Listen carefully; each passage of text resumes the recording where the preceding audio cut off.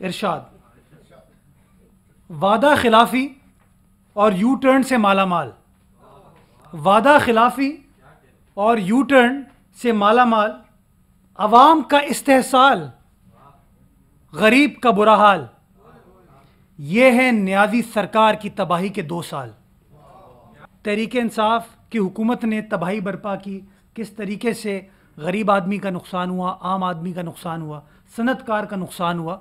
अगर फ़ायदा किसी का हुआ तो जो माफियाज हैं, जो कि इस हुकूमत की मंजूर नज़र हैं, जो कि वज़ीर आज़म के आसपास बैठी हैं, उस माफिया का बड़ा फ़ायदा हुआ है।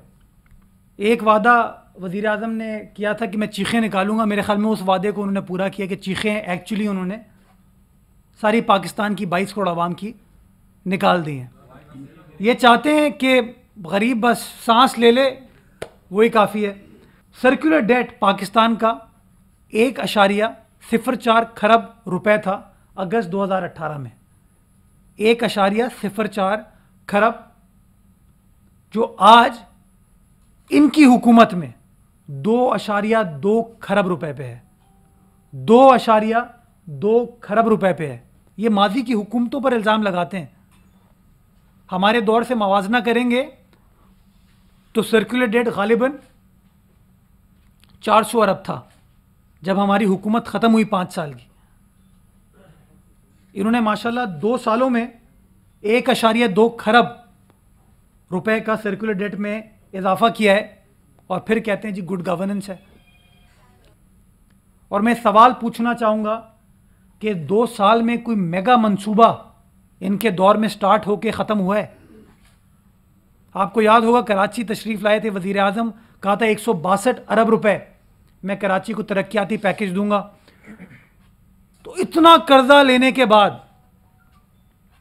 इतना कर्जा 10 खरब कर्जा लेने के बाद मेरे कराची को 162 अरब रुपए तरक्याती पैकेज की शक्ल में वफाकी हुकूमत की जानिब से नहीं मिले।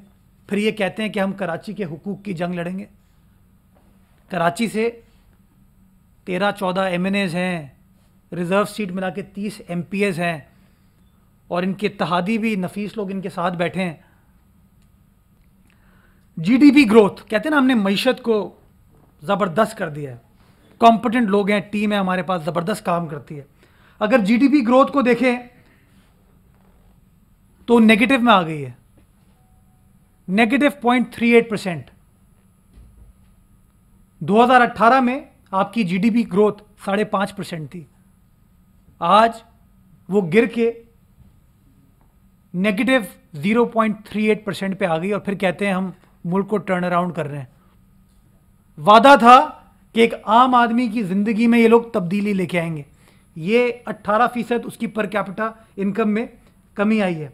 आप GDP ग्रोथ का आपने सवाल पूछा था, 5.53% अगस्त 2018 में GDP थी, जो कि नेगेटिव 0.38% पे इस वक्त है, नेगेटिव, मनफी उसमें आ गई है। तो सोचें किस तरीके से इन्होंने माशाल्लाह तबाही की है। फिस्कल डेफिसिट पाकिस्तान का अगस्त 2018 में 6.6% था, जो आज बढ़ के 8.1% हो गया है। इन्फ्लेशन इकोनॉमिक टर्म्स में वो लफ्ज़ है जिससे आप गेज कर सकते हैं कि आवाम का क्या हाल है। और जो इकोनॉमिक सर्वेज पाकिस्तान में मुख्तलिफ इदारों ने इशू किए हैं, वो कहते हैं इन्फ्लेशन इस वक्त तकरीबन कोई 13-14% पे खड़ी है। ये है इनकी गुड गवर्नेंस, ये है इनकी कारकर्दगी, ये है इनकी तबाही, जिस तरीके से उन्होंने पाकिस्तानी अवाम का बुरा हाल किया है। इनके दौर में जब अगस्त 2018 में इनको इख्तिदार मिला तो रुपये का डॉलर के मुकाबले में रेट 124 रुपये था अगस्त 2018 में, जो कि बढ़ के इस वक्त 168 रुपीज़ पे है, 168 रुपीज़ पे है। यानी कि कई गुना इन्होंने करेंसी को डिवैल्यू किया। और करेंसी को डिवैल्यू करने का जो एक लॉजिक ये देते थे कि भाई एक्सपोर्ट्स में इजाफा होगा। मैं आज आपके सामने ये चैलेंज करता हूँ कि मुझे बताइए क्या पाकिस्तान की एक्सपोर्ट्स डॉलर टर्म्स में उनका इजाफा हुआ है? प्लीज़ चेक करें और इनके जब वुज़रा या इनके चैंपियन आके प्रेस कॉन्फ्रेंस करते हैं, सवालात उनसे पूछें, क्योंकि वो हर चीज़ का मलबा तो माजी की हुकूमतों पर नहीं डाल सकते।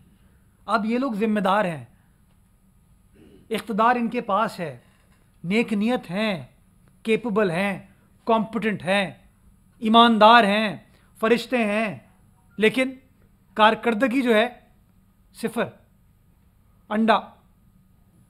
1 करोड़ नौकरियां, 1 करोड़ नौकरियां पाकिस्तानियों को मिलेंगी। कहते ना मेरे पाकिस्तानियों 1 करोड़ नौकरियां। मेरे ख्याल में कुछ अपने दोस्त यारों को नौकरियां दी हैं उन्होंने, किसी को स्पेशल असिस्टेंट बना दिया है, किसी को मुशीर लगा दिया है। लोगों को तो नौकरियां नहीं मिली, बल्कि लोगों का रोजगार छीना गया है। बेरोजगारी में इन 2 सालों में इजाफा हुआ है। 50 लाख घर बनाने का ऐलान किया था। अगर कुछ हुआ है इस सिलसिले में तो मुझे बता दें। बस वो इंक्रोचमेंट माशाल्लाह जो हो रही है वही है, नफीस लोगों की। लेकिन 50 लाख घरों का वादा था, मेरा नहीं, पीपल्स पार्टी का नहीं, पाकिस्तान तहरीक इंसाफ का। या मैं तो कहता हूँ पाकिस्तान तहरीक इंतकाम है पाकिस्तान की आवाम के साथ। ये तो उन्होंने कहा जी हेलीकॉप्टर कराची तशरीफ लाते हैं तो कराची एयरपोर्ट से गवर्नर हाउस हेलीकॉप्टर में आते हैं। 45 पैसे रुपए, 55 रुपए। हाँ, तो अगर मैं कहता हूँ अगर ये है तो फिर कराची में मास ट्रांजिट के लिए सर्कुलर रेलवे नहीं करते हैं, रेलवे ये इनका हेलीकॉप्टर इस्तेमाल कर लेते हैं।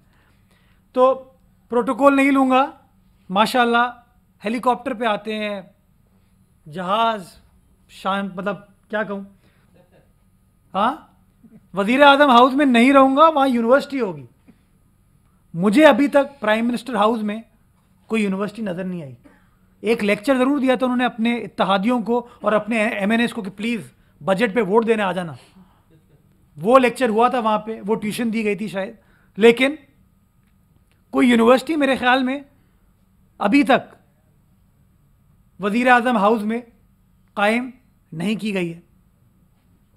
मैं वज़ीर आज़म बनूंगा, गवर्नर हाउस की दीवारें गिरा दी जाएंगी, गवर्नर हाउस की दीवारें गिरा दी जाएंगी। मेरे ख्याल में तो गरीब के घर की दीवारें गिराई गई हैं। गवर्नर हाउस तो आज भी माशाल्लाह कायम व दायम है। वादा किया था, ये क्या बड़ी बड़ी कैबिनेट होती है, काबीना, छोटी काबीना होनी चाहिए। अब माशाल्लाह जब काबीना की तस्वीर खिंचती है तो वज़ीर आज़म छोटे से नजर आते हैं, क्योंकि वो इतनी दूर से खिंचती है, इतनी दूर से खिंचती है, इतने लोग बैठे हैं उसके अंदर कि वो टेबल पर फिट नहीं आते। आप गौर कीजिएगा, कुछ मुशीरान और मावने खुसूसी जो हैं वो पीछे रो में बैठते हैं, क्योंकि टेबल में कैपेसिटी नहीं है। वो इतनी दूर से खींचते हैं, वज़ीर आज़म बिल्कुल छोटे से नजर आते हैं। तो छोटी काबीना के ऊपर, जिसमें असद उमर साहब ने चौकंदा किया है कि कप्तान क्रीज पर जम गया है, यानी कि एतराफ़ किया इस बात का कि 2 साल तक कोई हाल नहीं था इन लोगों का। मतलब 2 साल तक एक्सपेरिमेंट करते रहे, अवाम का इस्तेहसाल करते रहे, अवाम का पसीना निकालते रहे, तेल निकालते रहे, ताकि कप्तान अपनी नेट प्रैक्टिस कर सके। ये खुद मैं समझता हूँ चार्जशीट है, मुझे नहीं पता असद उमर किसके वजीर हैं, ये चार्जशीट है मैं समझता हूँ वजीर आज़म साहब के खिलाफ, कि 2 साल तक अवाम के एक्सपेंस पे आप नेट प्रैक्टिस करते रहे। आपने कहा था आप काबिल हैं, आपने कहा था आपको सब पता है, तमाम मसाइल का हल आप जानते हैं, तो 2 साल तक नेट प्रैक्टिस क्यों कर रहे थे? क्रीज पर तो आपको पहले दिन जम जाना चाहिए था। कौन सा क्रिकेटर है जो 2 साल तक नेट प्रैक्टिस करता है? कौन सा क्रिकेटर है? वो फवाद आलम को तो बेचारे को 1 इनिंग मिलती है, 2 इनिंग मिलती है, इनको माशाल्लाह सेलेक्ट ही नहीं होता। वो तो इनको माशाल्लाह 2 साल मिल गए, क्रीज पर नेट प्रैक्टिस करते हैं और लोग बॉलिंग कराए जा रहे हैं। शुरू किया, आज माशाल्लाह इनकी वजह से ये हाल है कि गंदम का एक मसनूई बहरान क्रिएट किया जा रहा है, और उसकी वजह एक ही है कि हुकूमत माफिया चलाती हैं। ये हुकूमत की जो भाग दौड़ है वो माफिया के हाथ में। जो तीसरा आपने वज़ीर आज़म की स्टेटमेंट के हवाले से बात की, मैं आपको एक गुजारिश करना चाहूँगा कि सिंध हुकूमत आइनी हुकूमत है, सिंध हुकूमत आइन की कानून की सरबुलंदी में बिलीव करती है, और जो चीज़ भी की जाएगी वो आइन और कानून के मुताबिक की जाएगी। आइन से इनहराफ करने में ना हम बिलीव करते, ना किसी और को करने देंगे।